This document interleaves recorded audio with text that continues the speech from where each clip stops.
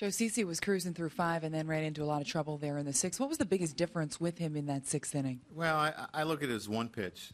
A slider that he left up to Sizemore was the real difference in the game. And besides that, I thought he had really good command and threw the ball well. You know, after the home run by Gomes, he gets Pedroia, and then you get a check swing hit and a ground ball through the infield. And he hung a slider, and Sizemore didn't miss it. It seems like he's had one inning or one crucial mistake in each of his first 3 starts. Why do you think he hasn't been able to find consistency yet?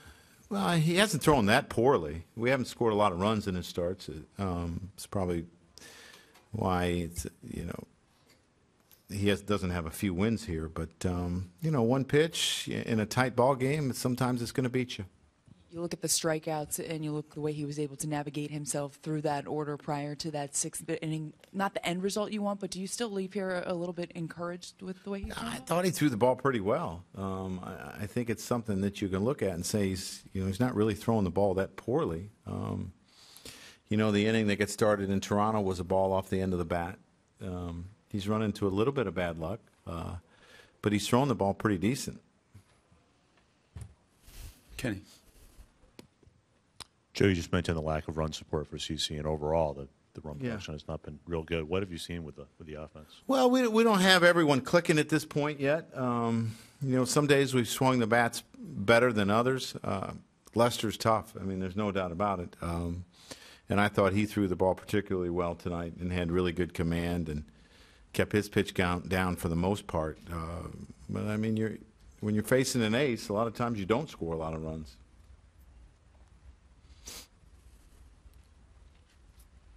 Who else? Wally? Joe, I realize it was just one pitch for CC, but, I mean, are we seeing the fact that, you know, there's less velocity there, that he has less margin for error? Well, I think that's fair to say. Anytime a guy has less velocity, that there's less margin for error. You're throwing the ball 95, 96, you're going to get away with a few pitches, and they're going to foul off, and sometimes they're going to have to cheat to get to certain pitches, and then they'll be way out in front of the slider, and maybe he pulls the slider in the stands, that sort of thing, or swings through it. But I think that's fair to say for all guys, Wally. Anyone else?